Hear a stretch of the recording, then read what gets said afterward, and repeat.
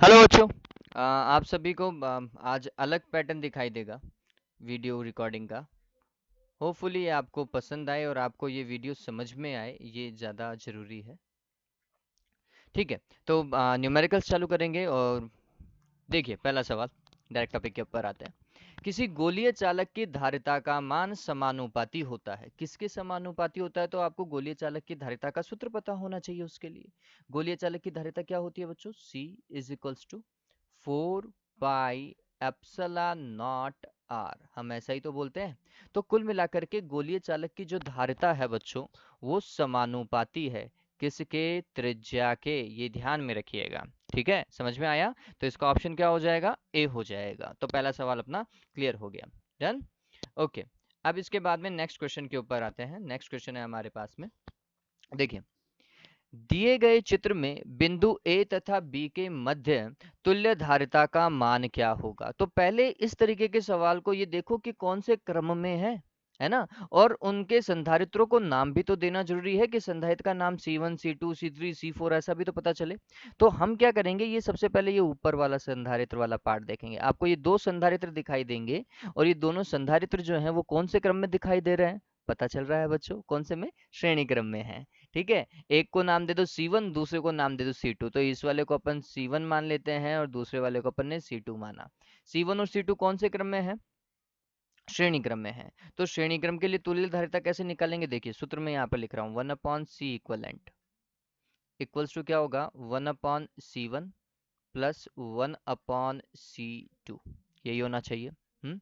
Okay, अब इसको अगर सॉल्व करोगे बच्चों, लघुत्तम लोगे ना आप, तो ये कुछ ऐसा हो जाएगा। क्या भाई? C1 C2 और यहाँ पर आ जाएगा C1 plus C2। C2 plus C1 आता, मैंने इसे C1 प्लस C2 लिख दिया।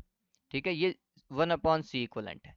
तो इसका मतलब C इक्वलेंट का फॉर्मूला क्या हो गया? ये हो गया है C1 C2 divided by C1 plus C2। पता चल गया बच्चों ये? अब इस चीज को समझिए, अगर दो संधारित्र श्रेणी क्रम में लगे हुए हों तो आप इस फॉर्मेट को डायरेक्ट यूज करेंगे, है ना? इसी चीज को आपको डायरेक्ट यूज करना है। समझ में आया ये? चलिए अब काम करते हैं इसी फॉर्मेट को। तो मैंने बोला कि इसको C1 लिखा था, इसको C2 लिख दिया।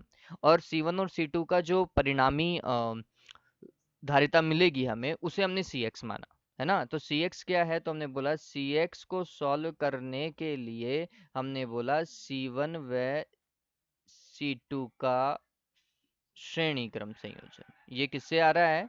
इन दोनों के श्रेणी क्रम से आ रहा है। ठीक है, बात समझ में आ गई? चलिए अब देखते हैं आगे। तो ये क्या हो जाएगा, वो समझने वाली बात है बच्चों। तो हमने बोला C1 C2 divided by C1 plus C2, यही बोल रहे हैं ना? चलिए अब काम करते हैं इस चीज को। ये हो जाएगा, C1 का मान 3 है और C2 का मान 6 है। तो पहले आंकिक मान ही लिख लीजिए। उसके बाद में क्या करना पड़ेगा? 3 + 6 करना पड़ेगा। मान रख रहा हूं मैं सिर्फ और सिर्फ। ये हो जाएगा कितना बच्चों? 3×6 = 18 और ये यहाँ पर 9 हो जाएगा जोड़ने पर। तो कितना आया? 2। और माइक्रोफेरेड में थे ना, तो 2 माइक्रोफेरेड। तो इन दोनों को सॉल्व किया और आ गया 2 माइक्रोफेरेड। अब इन दोनों को सॉल्व करो इसी पैटर्न से। तो हमने बोला कि इन दोनों को सॉल्व करके हम लेकर के आ रहे हैं CY। क्या लेकर के आ रहे हैं? CY लेकर के आ रहे हैं। चलिए CY से सॉल्व करने की कोशिश करते हैं। तो यहाँ पर इनको नाम दो फिर। इनको नाम अपने दिया C3 और इसको नाम दे दिया C4। ठीक है, तो ये हो जाएगा C3 C4 divided by C3 plus C4। Done हुआ ये? चलिए C3 का मान कितना है? तो हमने बोला 4 है। C4 का मान भी 4 ही है, डिवाइडेड बाय 4 + 4 आ रहा है ये। चलिए हो गया काम, ये तो सॉल्व हो गया। 4×4 = 16 हो गए बटा 8 हो गया। तो कितना हुआ बच्चों? ये हो जाएगा हमारे पास में 2 माइक्रोफैरड। ऑलराइट, चलिए। तो हमारे पास में CX और CY दो माना गए। तो अब इसको मैं परिणामी बनाऊं, इसका डायग्राम बनाऊं, तो A और B के बीच में सॉल्यूशन कुछ ऐसा बैठ रहा है बच्चों। ऊपर CX है दोनों को सॉल्व करने पर और नीचे दोनों को सॉल्व करने पर CY आ रहा है। यही पता चल रहा है ना? फिर ऐसा बन गया ये A और B। तो नेक्स्ट स्टेप में आप कुछ ऐसा डायग्राम बनाएंगे और फिर बोलेंगे कि CAB कैसे मिल रहा है?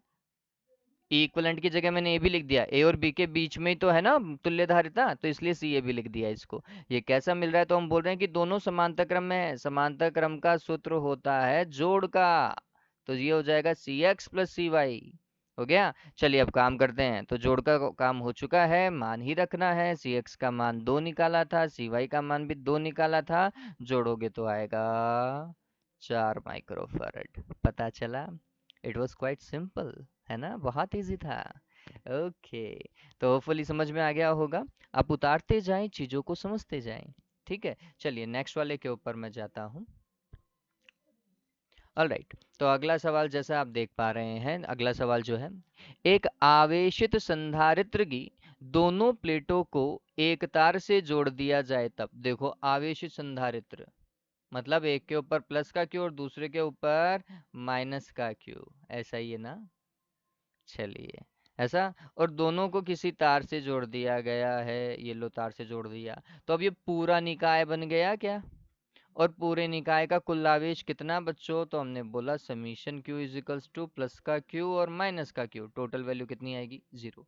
संधारित्र क्या हो चुका है, आवेश तो टोटल खत्म हो चुका है। वैसे भी संधारित्र का कुल आवेश शून्य ही होता है अगर जोड़ते हैं तो, अगर एक पूरा माने तो।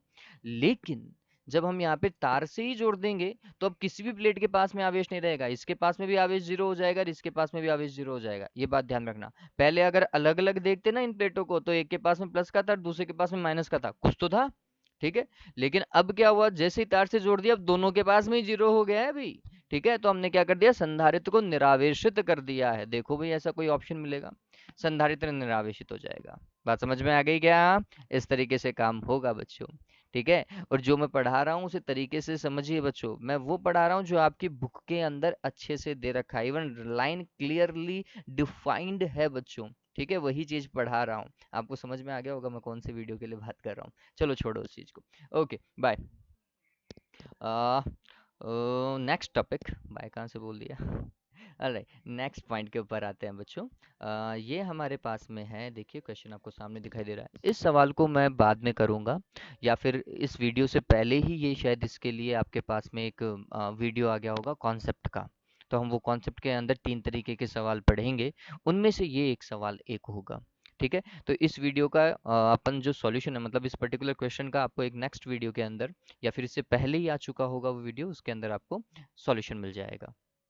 ऑलराइट, देखिए नेक्स्ट वाला, ये क्या बोल रहा है हमें, देखो, दो गोलाकार चालकों की त्रिज्याओं का अनुपात, गोलाकार चालक है उनकी त्रिज्याओं का अनुपात 1:2 है, तो उनकी धारिताओं का अनुपात क्या होगा। तो देखो क्या बोल रहा है, त्रिज्याओं का अनुपात R1/R2, गोले है ना, गोलों की धारिता का सूत्र अभी थोड़ी देर पहले लिखा है अपन ने, लिखा है नहीं लिखा है, ये 1/2 है।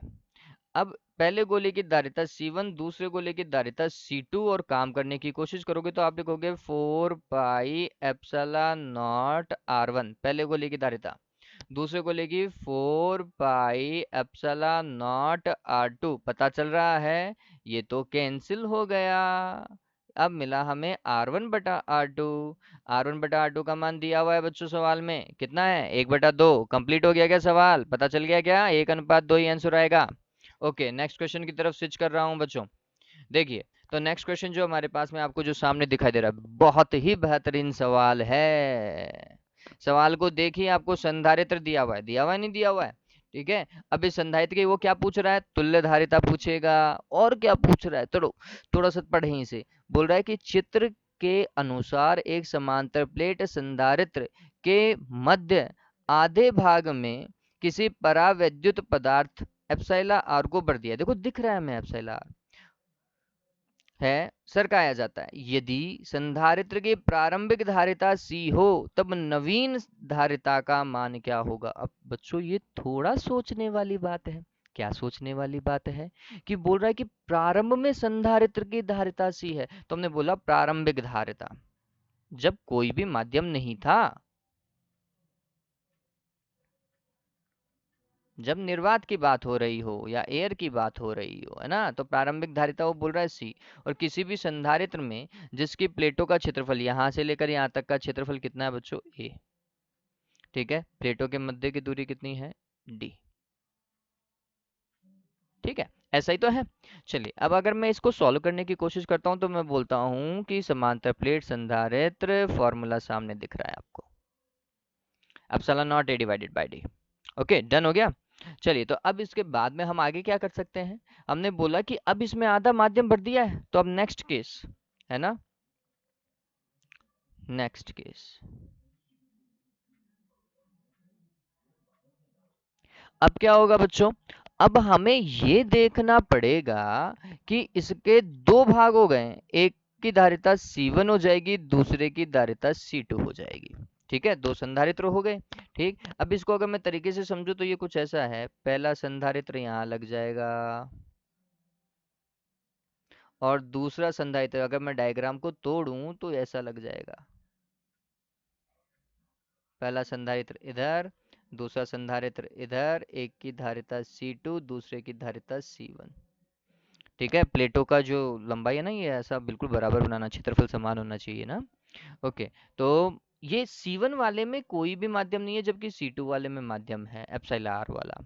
चलिए क्षेत्रफल, क्या क्षेत्रफल दोनों का समान है, तो आंसर है नहीं भाई, क्षेत्रफल समान नहीं है, a/2 और a/2 दो बराबर भागों में बट गया है क्षेत्रफल। लेकिन क्या दोनों प्लेटों के मध्य की दूरी यहाँ पर समान है, हाँ भी दिख रहा है हमें समान है, तो हमने बोला यहाँ पर भी d है और यहाँ पर भी d है। बात समझ में आ गई है। चलिए अब काम करते हैं बच्चों, तो पहले C1 और C2 अलग अलग निकालो और फिर दोनों कौन से क्रम में दिख रहे हैं, अगर मैं आपसे पूछूं तो ये कौन से क्रम में है, आंसर क्या होना चाहिए बच्चों, समांतर क्रम में। समांतर क्रम में तो डायरेक्ट जुड़ता है, C1 पर C2 करेंगे हम।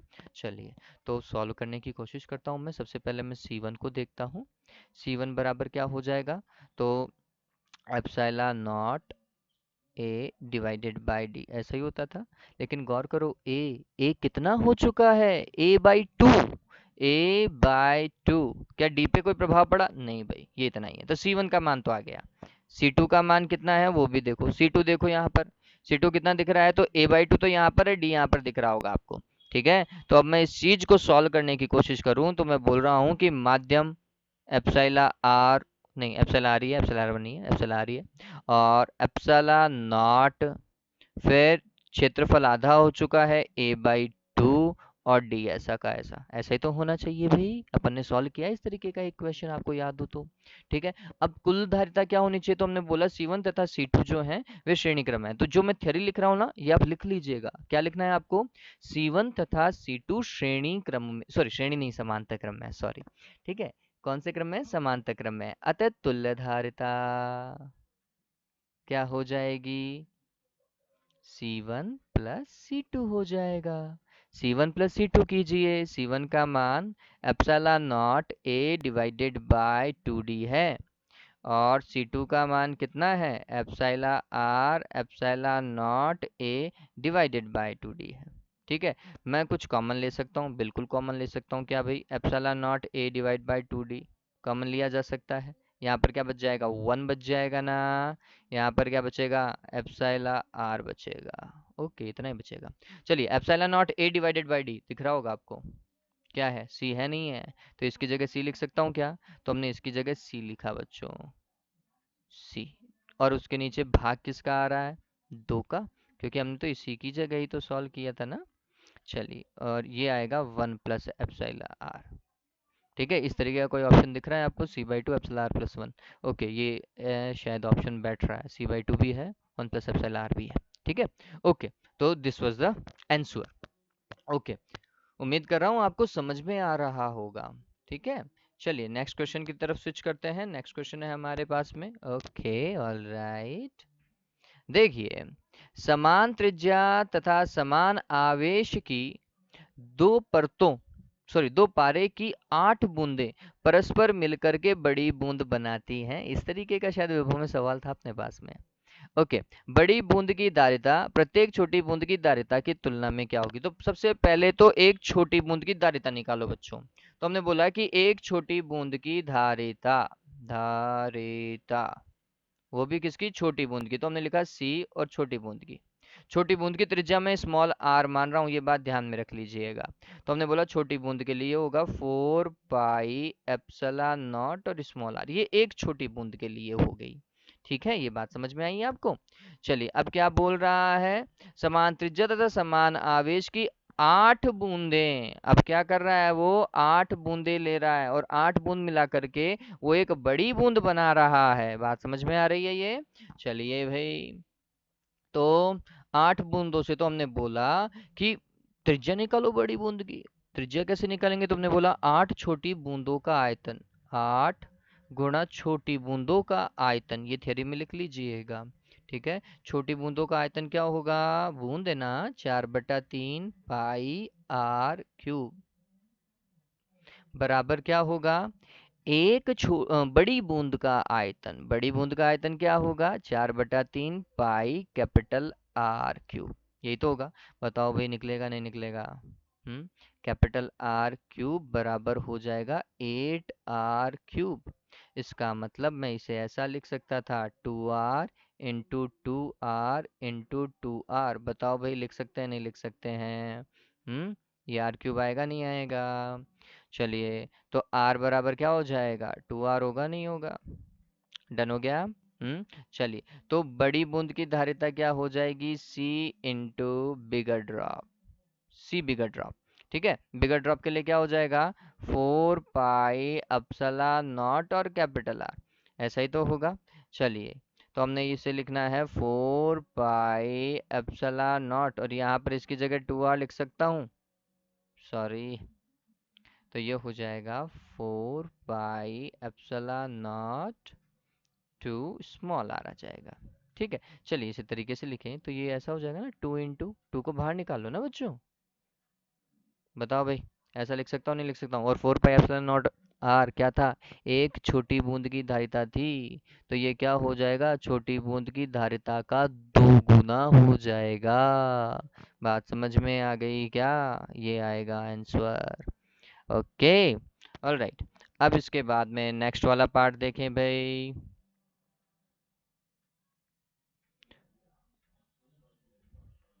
ओके, नेक्स्ट में क्या बोल रहा है वो?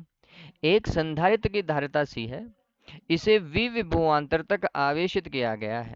यदि अब इसे प्रतिरोध से संबंधित कर दिया जाए तो ऊर्जा क्षय की मात्रा क्या होगी? ऑल राइट, देखो जितनी ऊर्जा वो स्टोर कर पाएगा उतना ही तो वो ऊर्जा क्षय कर सकता है, ये बात भी समझिए, है ना। संधारित्र को पहले सी धारिता है उसकी विविभवांतर से उसे आवेशित किया गया है, तो अब जितनी ऊर्जा उसने स्टोर की है, जितनी संचित की है, उतनी ही क्षय हो सकती है, इससे ज्यादा क्षय नहीं हो सकती। तो कितनी ऊर्जा उसने स्टोर की है वो समझिए, कितनी स्टोर की है बच्चों? आंसर है क्या बच्चों? 1/2 CV²।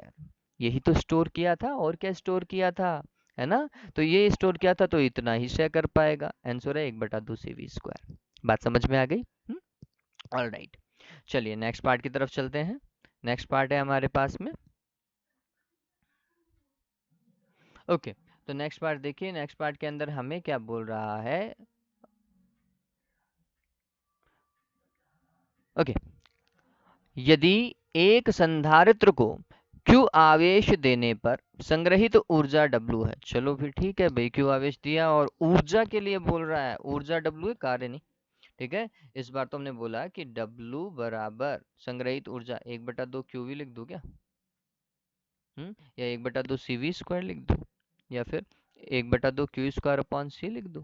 ठीक है भाई, आवेश दुगना करने पर संग्रहित ऊर्जा क्या होगी? चलिए, इस फॉर्मेट से जैसे जैसे आवेश बढ़ाते जाओगे विभव भी बढ़ता जाएगा, ये बात ध्यान में रखना। तो मैंने बोला कि नया न्यू किया गया कार्य W न्यू लिख देते हैं, वो कितना होगा? तो अगर आवेश को दुगना किया है तो विभव भी तो दुगना होगा। पता चला क्या? 4 आगे आगे आ गया, 1/2 QV लिख सकता हूँ क्या? 2 × 2 तो 4 हो गया, उसको बाहर निकाल दिया, और 1/2 QV। तो नया क्या हो जाएगा? 4 गुना हो जाएगा। ये बात ध्यान में रखना प्रारंभ का। इसे आप दूसरे फॉर्मूला से भी कर सकते हैं। आप सोचे कि यही एकमात्र ऑप्शन है, तो नहीं भैया, और भी ऑप्शन है आपके पास में। ठीक है, चलिए मैं ऐसा बोल सकता हूँ, कार्य से 1/2 CV² या फिर 1/2, चलो इसको Q² अपॉन C से करें। तो हमने बोला, इसको बोला Q² अपॉन C से कर लो। Q² अपॉन C से करोगे तो क्या आएगा? धारिता का आवेश से कोई लेना देना नहीं है, मैंने आपको पहले भी बताया था। ठीक है, लेकिन आवेश अगर बढ़ाओगे, 2 गुना बोल रहा है ना वो, तो यहाँ पर क्या हो जाएगा? 1/2 2q का स्क्वायर लिख दूं क्या? नया कार्य तो ये, सॉरी, नई ऊर्जा तो यही होगी। हम्म। चलिए, 2q का स्क्वायर मतलब 4q स्क्वायर, तो 4 को वापस से बाहर निकालो। क्या बचा? q² upon c। यहाँ से भी तो 4 गुना ही दिख रहा है क्या? प्रारंभिक तो w ही था। चलिए, इसका एक और pattern half C V square से भी कर सकते हो। कर सकते हो नहीं कर सकते हो बच्चों? सी के ऊपर कोई प्रभाव नहीं पड़ेगा क्योंकि त्रिज्या चेंज नहीं हुई थी, लेकिन विभव तो दो गुना हो गया क्योंकि आवेश भी तो दो गुना हुआ, तो 2v लिख देते हैं यहाँ पर। ऑटोमेटिकली आपको पता चलेगा। पता चल गया कितना? प्रारंभ का 4 गुना, ये ध्यान में रखिएगा। ठीक है। चलिए, नेक्स्ट क्वेश्चन के ऊपर आ रहा हूं मैं। ये तो पता चला ना, इसका आंसर क्या आएगा? प्रारंभ का 4 गुना हो जाएगा। ओके। ऑल राइट, तो नेक्स्ट क्वेश्चन की तरफ चलते हैं बच्चों। नेक्स्ट क्वेश्चन जो हमारे पास में है वो होगा, ओके, 3 माइक्रोफेरेड व 5 माइक्रोफेरेड के दो गोलों को क्रमशः 300 तथा 500 वोल्ट पर आवेशित, एक मिनट, दो गोलों को क्रमशः 300 तथा 500 वोल्ट पर आवेशित कर जोड़ दिया गया है। ओके, लास्ट पॉइंट जो अपन ने पढ़ा, उभयनिष्ठ विभव क्या होगा? उभयनिष्ठ विभव कैलकुलेट किया है बच्चों अपन ने? किया नहीं किया है? क्या होगा भाई उभयनिष्ठ विभव के लिए? तो हमने बोला उभयनिष्ठ विभव v बराबर होता है C1v1 plus C2v2 divided by C1 plus C2। होता है नहीं होता है? तो देखो, C1 का मान 3, इसको मान लिया 3, ये C1, ये C2, ये विभव V1 और ये विभव V2। ठीक है। तो 3 गुणा 300 प्लस 5 गुणा V2 का मान कितना है? 500 बटा C1 plus C2। C1 plus C2 कितना है भैया? 3 + 5। अब ये थोड़ा ध्यान में रखें, नीचे भी 10⁻⁻6 आएगा, कॉमन लेने के बाद में माइक्रो में चल रहा है ना। और यहाँ पर भी देखो, ये भी माइक्रो में था और ये भी माइक्रो में था, तो ऊपर भी मैं कॉमन लूंगा तो किसको लूंगा? 10⁻⁻6 को। ठीक है। तो 10⁻⁻6 से 10⁻⁻6 कैंसिल हो जाएगा, ये ध्यान में रखिएगा।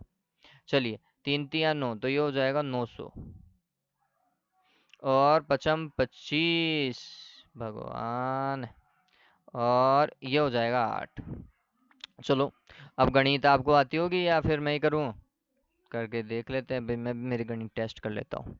25, 25 और 5, 30 और 4, 34, यही होगा क्या? भगवान बचाए भाई। ऑल राइट, हाँ देखिए भाई, आ जाना चाहिए आंसर। क्या होगा? 8, 8×5 = 40, नहीं, 8×4 = 32। ठीक है। फिर 2 यहाँ पर आ जाएगा, 8 × 8, 8×2 = 16, 4 इधर आ जाएगा, 8×5 = 40। ठीक है। 425 वोल्ट मेरे को तो ये दिख रहा है, और आप देख लीजिएगा। ठीक है। ओके, तो नेक्स्ट के ऊपर चलते हैं। ये क्वेश्चन हो चुका है हमारे पास में। नेक्स्ट क्वेश्चन जो हमारे पास में है बच्चों, वो कुछ ऐसा है।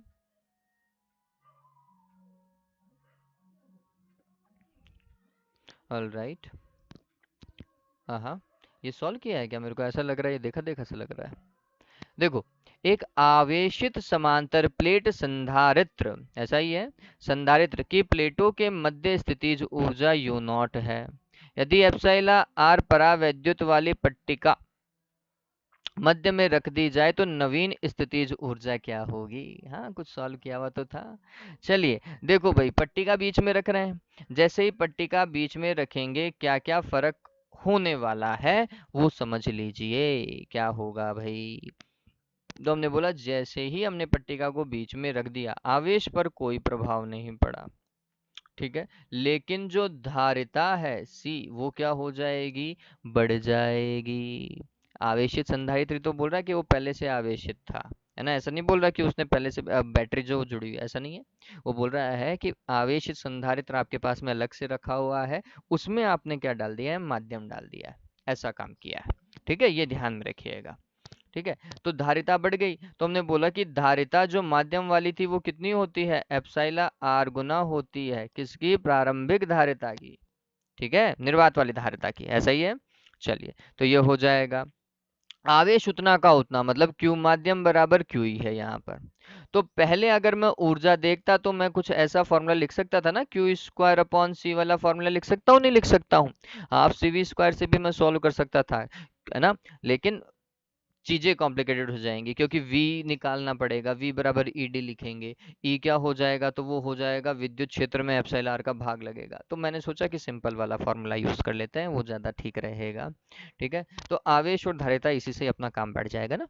ओके, तो देखिए अब ये तो हो गया प्रारंभिक यू नॉट जिसकी वो बात कर रहा था। अब यू माध्यम वाला क्या हो जाएगा, ये हो जाएगा 1/2, आवेश पे कोई प्रभाव नहीं पड़ा लेकिन धारिता बढ़ गई है। कितनी हो चुकी है, तो हमने बोला cm, cm कितना, epsilon r into c naught. गौर करो एक एप्सिलॉन आर नीचे ज्यादा आ गया और कुछ नहीं है। तो यू नॉट जो था ना, ये पूरा का पूरा यू नॉट है, ये इस यू नॉट में किसका भाग लग रहा है, एप्सिलॉन आर का। ये बात ध्यान में रखिएगा। इसका मतलब ये हुआ कि ऊर्जा जो है उसमें कमी आ गई है बच्चों, ये बात ध्यान में रखेंगे। All right, okay. हाँ, तो option U naught divided by epsilon R. Okay, now next one देखिए। नेक्स्ट जो है हमारे पास में वो बोल रहा है कि चित्र में दिखाए गए परिपथ में 4.5 माइक्रोफेरेड वाले संधारित्र पर विभवांतर क्या होगा। देखिए मैं आपको इसका एक बड़ा तरीका बताने की कोशिश करूंगा, आप इसके छोटे तरीके के ऊपर भी काम कर सकते हैं। मैं आपको सिर्फ और सिर्फ बताना चाहूंगा कि काम और कैसे किया जा सकता है ना। ठीक है, तो काम करने की कोशिश करें बच्चों। देखिए तो पहले अपन क्या कर सकते हैं, इस चीज को समझ सकते हैं कि ये दोनों आपको 4.5 माइक्रोफेरेड पे निकालनी है ना धारिता, इसके ऊपर निकालनी है। ठीक है, तो इसके ऊपर सॉरी विभवांतर निकालना है। कितना विभवांतर होगा, तो 12 वोल्ट का ही कुछ भाग होगा, 12 वोल्ट से ज्यादा नहीं हो सकता, इसका ही कुछ भाग होगा। ठीक है, तो कुछ विभव इसके पास में जाएगा और कुछ विभव इसके पास में जाएगा। यही कॉन्सेप्ट बेसिक लॉजिक होता है। ठीक है, चलिए, तो हमने बोला विभवांतर क्या होता है, इसका विभवांतर v1 होगा। v1 बराबर क्या होगा, तो v1 बराबर क्या होगा भाई, तो हमने बोला q बराबर cv, समान आवेश आएगा तो q बराबर cv देखोगे, तो ये हो जाएगा c1 v1। तो v1 बराबर क्या हो जाएगा बच्चों, q डिवाइडेड बाय c1, ऐसा ही होगा। चलिए, तो अगर मेरे को इसके ऊपर क्यू मिल गया तो मैं आसानी से काम कर सकता हूँ। तो ये थोड़ा सा लंबा पैटर्न है, लेकिन जिस तरीके से हम समझते हुए आए हैं वैसा ही काम होगा, है ना। तो चलो काम करके देखते हैं, आंसर आने से मतलब है बच्चों। ठीक है, इसके छोटा ऑप्शन भी हो सकता है। ओके, देखिए अब इसको काम करते हैं। तो हमने बोला कि पहले तो इसको सॉल्व किया, 3 और 6 कितना होता है, 9 होता है। तो यहाँ पर हमने बोला कि 4.5 तो इसके पास में और इससे जुड़ा हो गया 9। ठीक है, तुल्य धारिता अब श्रेणी क्रम की हो जाएगी। श्रेणी क्रम की तुल्य धारिता क्या हो जाएगी, तो हमने बोला सी इक्विवेलेंट बराबर, देखो मैं जल्दीबाजी में काम कर रहा हूँ, 4.5, सॉरी जल्दीबाजी के काम वैसे भी खराब ही होते हैं। ओके, तो 4.5 गुणा 9 और 9 प्लस 4.5, इसको थोड़ा सही तरीके से सॉल्व करो ना। मेरे को जो जल्दीबाजी में पैटर्न सही लगा वो कुछ ऐसा मैं कर सकता था, इसे 9/2 लिख दूं क्या, और इसे ऐसा कह सकता हूँ 9 + 9/2। ये बात समझ में आ रही है क्या, C1 C2 divided by C1 + C2 ये कर रहे हैं, इसको माना C1 और इस पूरे को माना C2, इन दोनों को सोल्व करने पर 9 माइक्रोफेरेड आया था। चलिए, तो ये क्या हो जाएगा, इसे देखिए 9 दूनी 18 हो जाएगा, 18 + 9 27, 27/2 यहाँ पर। तो ये हो जाएगा 9 गुणा 9/2 भाग 27/2, 2 से 2 कैंसिल, फिर 9×3 = 27, फिर इसको सॉल्व करोगे तो यहाँ पर 3 आ जाएगा। कुल मिलाकर के बैठने वाला है 3 माइक्रोफैरड। ऑलराइट, टोटल 3 माइक्रोफैरड है और विभव इतना है। तो देखिए सी इक्वलेंट आ चुका है ना, सी इक्वलेंट विभव v 12। बताओ भाई q = cv नहीं होगा क्या, c × v कितना, 12 × 3 बराबर कितना बच्चों, 36 माइक्रोकुलाम आवेश हो गया। अब 36 माइक्रोकुलाम इसके पास में भी और 36 माइक्रोकुलाम इन दोनों के पास में, एक के पास में नहीं, इन दोनों के पास में। चलो अभी तो मेरे पास को यही चाहिए था सिर्फ इसको, तो हमें तो v1 निकालना है बच्चों। v1 बराबर क्या हो गया, q divided by c1। q का मान कितना, 36 माइक्रो 10⁻⁻6, यही तो है। और ये 4.5 है, 4.5 को 9/2 लिख देता हूं मैं, और माइक्रो तो था ही, 10⁻⁻6। 9×4 = 36 और 2 पर चला जाएगा, बताओ भाई 8 वोल्ट आएगा नहीं आएगा, आएगा। इस तरीके से आप काम कर सकते थे। ठीक, चलिए, और पैटर्न क्या हो सकता था, तो हम बोलते कि इसका आवेश बराबर इसका आवेश, इससे भी कर सकते थे, है ना। तो उससे भी मान तो निकल ही सकता था, लेकिन थोड़ा सा अब छोड़ो। ओके, तो पता चल गया 8 वोल्ट आएगा, इसका आंसर डी है इसका answer. All right, next one. हाँ हाँ, ये लास्ट है बच्चों, इसके आगे नहीं करेंगे। मैं तो कह रहा हूँ कि ये आप खुद ही कर लो, ज़्यादा ठीक रहेगा, आपकी कैलकुलेशन हो जाएगी। हाँ, इनमें से कोई आंसर मैच नहीं करेगा, जहाँ तक मेरे को पता है, जितना मैंने सोल्व किया है इन सवालों को, इनमें से कोई आंसर लास्ट टाइम तो मैच नहीं किया था। कैलकुलेशन बड़ी है तो मैं आपके ऊपर छोड़ दूंगा, ठीक है। ओके, तो 13वें में देखो, ये इसको आप बोलोगे C1, इसे बोलोगे C2 और इन्हें बोलोगे C3, इसे बोलोगे C4 और इसे बोल देते हैं C5। अब ये थोड़ा समझे, C1 और C2 कौन से क्रम में है, हमें पता चल रहा है श्रेणी क्रम में है, तो इन दोनों के लिए मैं लिखूंगा CX, C1 और C2 के लिए, ये बात ध्यान में रखिएगा। तो इन दोनों को सोल्व करने पर CX आना चाहिए। तो CX क्या हो जाएगा, 8 × 4 C1 C2 divided by C1 plus C2, मतलब 8 + 4 माइक्रोफेरेड। 8 × 4 = 32 होता है, और यहाँ पर 12 हो जाएगा, ठीक। तो ये हो जाएगा, इसे ऐसा ही रहने देता हूँ, 12, 4 × 3 = 12 हो गया क्या, 8/3, 8/3 माइक्रोफेरेड। तो अब यहाँ पर क्या हो रहा है वो समझिए, डायग्राम नेक्स्ट स्टेप में आप डायग्राम ऐसा बनाएंगे, और डायग्राम बनाते हुए ही चलें। डायग्राम जितने आप बनाएंगे उतना ही फायदे का सौदा है ये। चलिए, ये हो जाएगा क्या, CX, इन दोनों को सॉल्व किया था ना, ऊपर वालों को इन दोनों को सॉल्व किया था, तो ये CX बना, ठीक है। नीचे वाला C3 था, फिर ये वाला C4 है, और ये वाला C5 है। यहाँ पर पॉइंट A है, यहाँ पर पॉइंट B। अब CX और C3 को सॉल्व कर रहे हैं, ठीक है। अब CX और C3 को सॉल्व कर रहे हैं, CX और C3 को सॉल्व करने पर हमारे पास में क्या आएगा, वो देखिए बच्चों। CX दोनों समांतर क्रम में है, तो मैं CY लिख देता हूँ। CY बराबर क्या हो जाएगा, CX प्लस C3 हो जाएगा। CX का मान जो हमने निकाला, 8/3 माइक्रोफैरड, प्लस इधर 4 है तो इधर 4 से जोड़ दीजिए इसे। ये हो जाएगा कितना, लघुत्तम लिया 3, तो ये हो जाएगा यहाँ पर 8 और 4 × 3 = 12, 20/3 होगा क्या, 20/3 माइक्रोफैरड, ठीक है। ये CY का मान आ चुका है। ये CY का मान आने के बाद में अब देखो, अब क्या बना, अब पूरा सॉल्व हो चुका है, मतलब ये दोनों सॉल्व हो चुके थे, ये दोनों सॉल्व हो चुके हैं। तो नेक्स्ट स्टेप में काम करते हैं, तो हमने बोला इस वाले को स्टेप 1 दे दीजिएगा, ये स्टेप 2 है।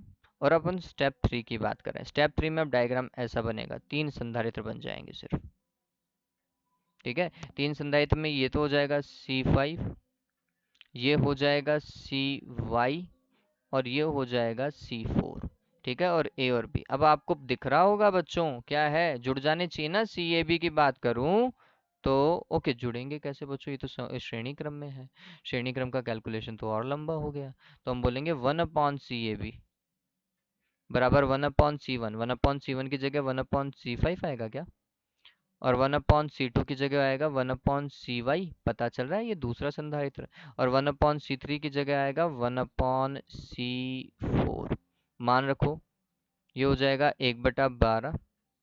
CY है 20/3, तो ये हो जाएगा 3/20, और 1/C4 मतलब 1/16। अब बच्चों कैलकुलेशन आपके हाथ में है, आप जो निकालेंगे 1/CAB होगा, जो फाइनल आंसर आना चाहिए वो CAB होना चाहिए। तो CAB को कैसे निकालोगे, उल्टा कर दीजिएगा इसका, है ना, जो आंसर आएगा उसका उल्टा कर देना है आपको।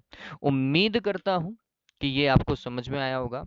एक क्वेश्चन आपको जो छोड़ दिया है, उसके लिए अपन एक नया पार्ट बना रहे हैं, उस नए पार्ट में आपको वो देखने को मिल जाएगा बच्चों, ठीक है। हैव अ गुड डे बच्चों। आ, और इतना कहूँगा कि विश्वास रखिए, जो आपको पढ़ाया जा रहा है वो बहुत ही लेवल पे बनाया जा रहा है। देखिए क्या होता है कि जब आप 10वीं क्लास के अंदर थे ना, तो 10वीं क्लास के अंदर आपके पास में पहली बार आया था साइन एक्स, है ना, कोस एक्स, ये आया था। तो फिर बोला गया था कि भैया अब भी पढ़ लो, है ना? अब भी इनका कोई उपयोग पता नहीं चल रहा है, लेकिन बाद में पता चलेगा कि sine x, cos x, ten x, cot theta, tan theta कहाँ काम आएंगे। फिर आप 11वीं में आए, आपने 11वीं में देखा कि वाकई में ये काम में आते हैं। कब काम में आए? आपने देखा कि वो जो सड़क बनाते हैं ना, तो सड़क को ढलान देते हैं, वहां पर आपने टेन थीटा ये यूज किया। ठीक है। किसी चीज की स्लैंट हाइट कैलकुलेट करने के लिए आपने चीजों को यूज किया, साइन थीटा को यूज किया। तो ये सारी चीजें जैसे जैसे आप आगे बढ़ोगे ना, वैसे समझ में आएंगी। ठीक है।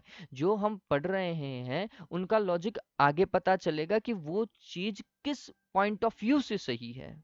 ठीक है, मेरी बात को समझिएगा इस चीज को। ठीक है। तो पहले एक बार समझे, एक बार पैटर्न तो पकड़े कि हाँ कुछ ऐसा हो सकता है। ठीक है। फिर उस पैटर्न को फॉलो करते करते हम आगे तक जाएंगे कि हाँ ये पैटर्न किस हद तक सही है, वो भी चीज हमें देखेंगे। ठीक है। उम्मीद करता हूँ कि आपको लेक्चर समझ में आया होगा। ये लेक्चर थोड़ा लंबा हो गया है, लेकिन अच्छा लगा होगा। हैव अ गुड डे बच्चों। Take care.